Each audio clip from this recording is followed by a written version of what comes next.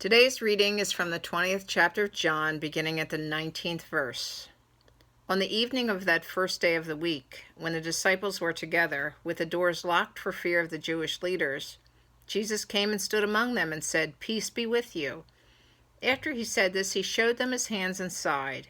The disciples were overjoyed when they saw the Lord. And Jesus said, "Peace be with you. As the Father has sent me, I am sending you." And with that he breathed on them and said, "Receive the Holy Spirit. If you forgive anyone's sins, their sins are forgiven. If you do not forgive them, they are not forgiven." Now Thomas, also known as Didymus, one of the 12, was not with the disciples when Jesus came. So the other disciples told him, "We have seen the Lord." But he said to them, "Unless I see the nail marks in his hands and put my finger where the nails were and put my hand into his side, I will not believe." A week later, his disciples were in the house again, and Thomas was with them. Though the doors were locked, Jesus came and stood among them and said, "Peace be with you." Then he said to Thomas, "Put your finger here, see my hands. Reach out your hand and put it into my side. Stop doubting and believe." Thomas said to him, "My Lord and my God." Then Jesus told him, "Because you have seen me, you have believed. Blessed are those who have not seen and yet have believed." Jesus performed many other signs in the presence of his disciples, which are not recorded in this book. But these are written that you may believe that Jesus is the Messiah, the Son of God, and that by believing you may have life in his name. Here ends the reading.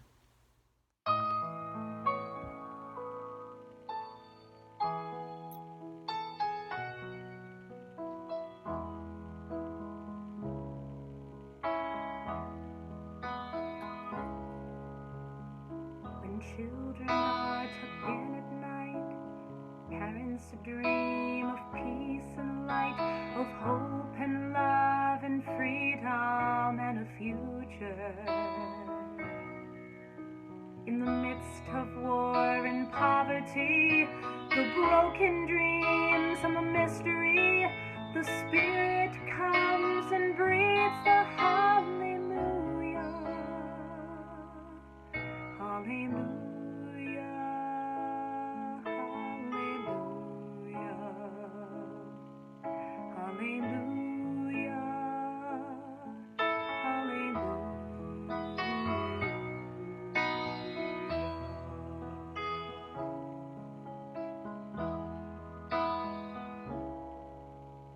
Alone and broken on the cross, your followers thinking all was lost, they scattered aimless like they never knew ya. We know that we are broken too, denying that we follow you. It's a cold and it's a broken hallelujah.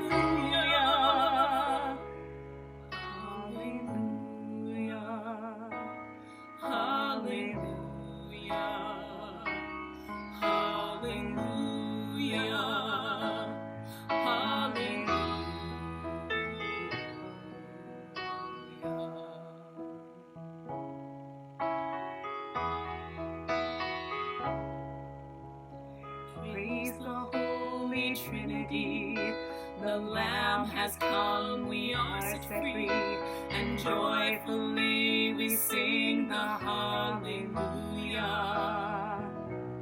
To the Father, Son, and Holy Dove, we join our hands under God's one love, and raise our voice in singing hallelujah.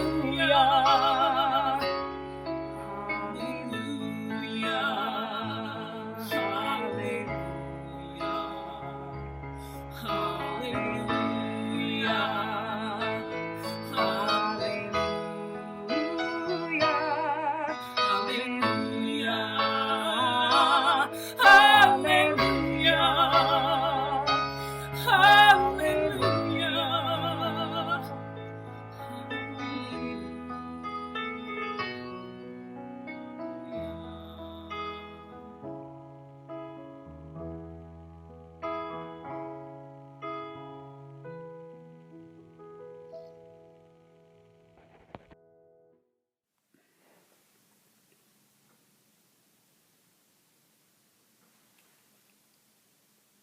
Good morning and welcome to Bethany Lutheran Church.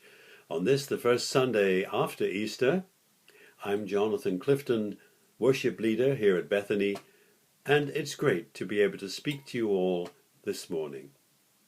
Ever since I was a young boy, I've been entranced by the novels of Sir Arthur Conan Doyle. His detective stories not only feed the imagination, but they feed the intellect. For Sherlock Holmes solved mysteries using critical thinking, logic, and deduction.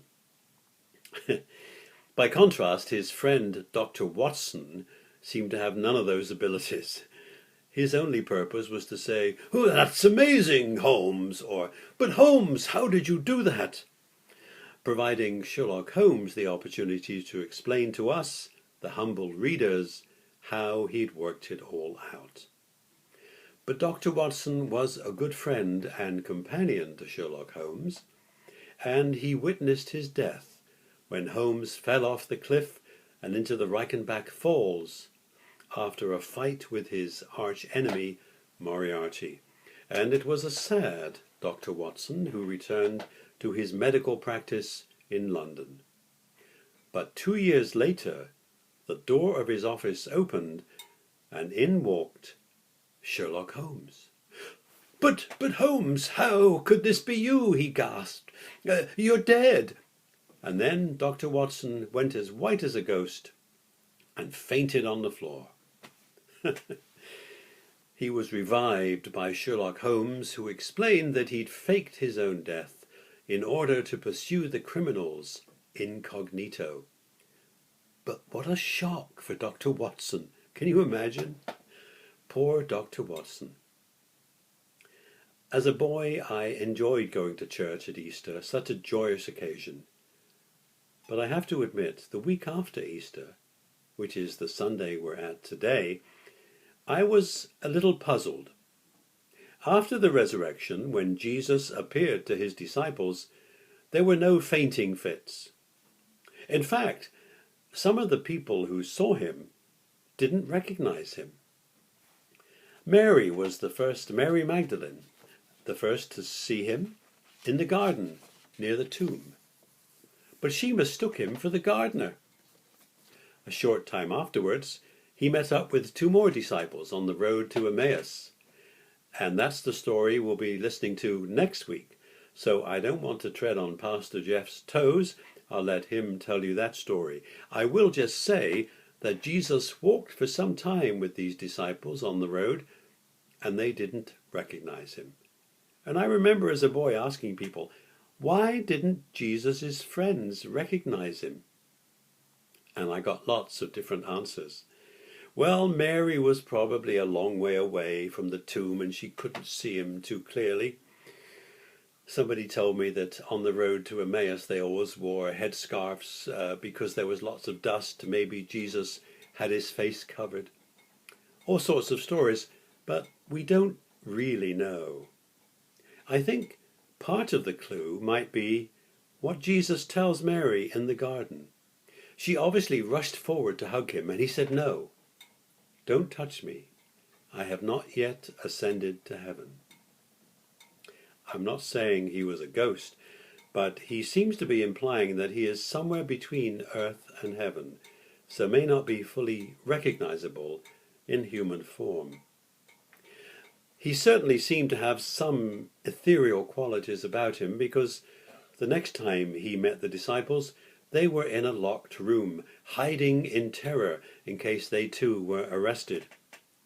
Jesus somehow came through that locked door and met them inside the room, where they were filled with wonder and joy. All except one of them. Thomas was out shopping, or doing some errands, or who knows what he was doing, but he wasn't there. And when he returned and they told him the good news that Jesus was alive, he said, "I won't believe it's him unless I touch the wounds on his body." And that earned him the nickname of Thomas the Doubter.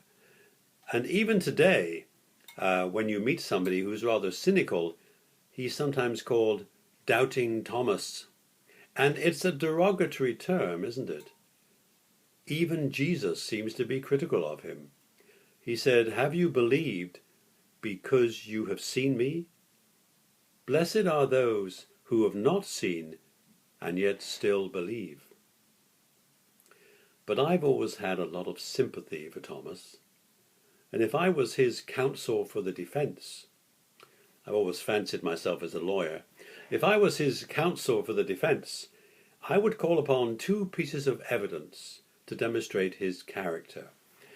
In the 11th chapter of John, when Jesus was summoned back to the home of Martha and Mary because of Lazarus, the disciples said, "Oh, Jesus, we can't go to Judea. They're ready to stone you there. We can't go to Judea." And what does Thomas say? Thomas says, "Let us go, that we may also die with him." We see here that Thomas is a person of courage and action. And there's another place we see Thomas in John's Gospel, in the 14th chapter. Jesus is talking to the disciples and he says, "You all know the way to the place where I am going." And Thomas looks puzzled and he says, "Lord, we do not know where you're going. How can we know the way?" And Jesus said to him, "I am the way, the truth, and the life. No one comes to the Father except through me. If you know me, you know my Father also. From now on, you do know him, and you have seen him." Now, if you've ever been a teacher, you'll know when the class doesn't understand what you're saying. You've lost them. They're sort of looking around them, and they're all afraid to say something in case they look stupid. I think it's the same with the disciples here. They're listening to him and they don't quite understand, and only Thomas speaks up and says, "I don't understand. Jesus, could you explain? How? How do we know the way?" And Jesus tells him. We see here that Thomas is willing to ask questions. He's not concerned with looking foolish. Thomas cares more about understanding so that he can better follow that path that Jesus is describing. So people have belittled him. But in fact, I think Thomas is a man of courage and integrity. So here we are in the United States, a fascinating country with incredible people. And we're here at the most extraordinary time that there's ever been, I think. Interesting thing about America, it's unique in one way. Only one political system is permitted, capitalism. And when money talks, ethics often go out the window. It's true. Think of that major bank, which shall be nameless, signing up customers for fake accounts. The dishonesty of the food industry. And it seemed to me this week that no disaster was too appalling to stop people making money out of it, as you can see if you've been watching the ads on TV. And the dozens of people who were suddenly selling substandard masks on the internet. And my favorite one, maybe this has happened to you, somebody calls on the phone and they ask you to give them your social security number and your bank details, and they will pay into the bank this money which you are owed. How many people fall for that? Really? And what do we say to those people? What do we say? What is the one thing that we keep telling people? Look at the facts. Examine the evidence. And if something sounds too good to be true, it probably is. So who are we to criticize Thomas for following that same advice? To see for himself the facts and the evidence before committing himself. After all, John's Gospel tells us that when Jesus appeared to the other disciples, the first thing he did was to show them his wounds. Should not Thomas be afforded the same privilege? Your Honor, I rest my case. And when Jesus said, "You believe because you have seen, blessed are those who have not seen, yet still believe," was he talking to Thomas? Was he not also talking to the other disciples? And perhaps Was he talking to us? Jesus knew that the disciples were about to go off and teach people who had not seen him teach or heal people, and yet they would still believe. And they in turn would tell the good news to other people who'd never even heard of Jesus, and they too would believe. And so it would continue.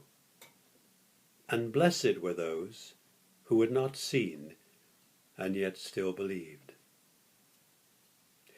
By this miracle of modern technology, my sister Barbara is watching and listening to me this morning from her home in England. When I visit her, I like to go with her to her church in the village of Henbury.